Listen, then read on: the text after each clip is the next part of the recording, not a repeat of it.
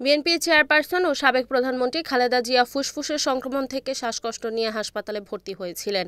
এরপর দেখা দেয় নিউমোনিয়া। এর সঙ্গে রয়েছে কিডনি, লিভার, আর্থ্রাইটিস ও ডায়াবেটিসের পূর্ণ সমস্যা। ফলে পরিস্থিতি এমন, একটি রোগের চিকিৎসা দিতে গেলে আরেকটির উপর বিরূপ প্রভাব পড়ছে। এমন পরিস্থিতিতে খালেদা জিয়ার শারীরিক অবস্থাকে অত্যন্ত সংকটময় বলে উল্লেখ করেছেন বিএনপির মহাসচিব মির্জা ফখরুল ইসলাম আলমগীর। বিএনপি নেতারা বলছেন, গত 2 দিনে তার অবস্থার কোনো উন্নতি হয়নি। চিকিৎসকেরা তাকে উন্নত চিকিৎসার জন্য সম্ভব হলে দ্রুত সিঙ্গাপুরে নেওয়ার বিষয়ে চিন্তা করছেন।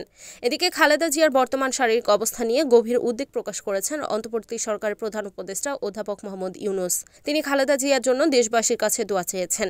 তার সুস্থতা কামনা করে গতকাল শুক্রবার সারা দেশে মসজিদে মসজিদে দোয়া মোনাজাত করেছে বিএনপি। খালেদা জিয়াকে হাসপাতালে ভর্তি করা হয় গত রোববার। সেদিন তার অনেক শ্বাসকষ্ট দেখা দিয়েছিল। দ্রুত তাকে এভারকেয়ার হাসপাতালে নেওয়া হয়। তাৎক্ষণিকভাবে নানা পরীক্ষা নিরীক্ষার পর তার চিকিৎসা শুরু হয়। অবস্থার অবনতি হলে 2 দিনের আগে তাকে হাসপাতালের কেবিন থেকে করোনারি কেয়ার ইউনিটে স্থানান্তর করা হয়। সেখানে মেডিকেল বোর্ডের দেশি বিদেশি বিশেষজ্ঞ চিকিৎসকেরা তত্ত্বাবধানে খালেদা জিয়ার চিকিৎসা চলছে। তার শারীরিক অবস্থার নেতিবাচক খবরে নেতাকর্মীদের মধ্যে উদ্বেগ উৎকণ্ঠা দেখা দিয়েছে। মির্জা ফখরুল আরও বলেন, গণতান্ত্রিক আন্দোলনে বড় অবদান রেখেছেন খালেদা জিয়া। তিনি সারা জীবন গণতন্ত্রের জন্য সংগ্রাম করেছেন।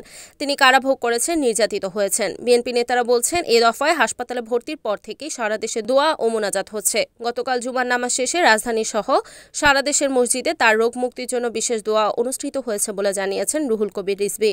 Desk news, NN TV.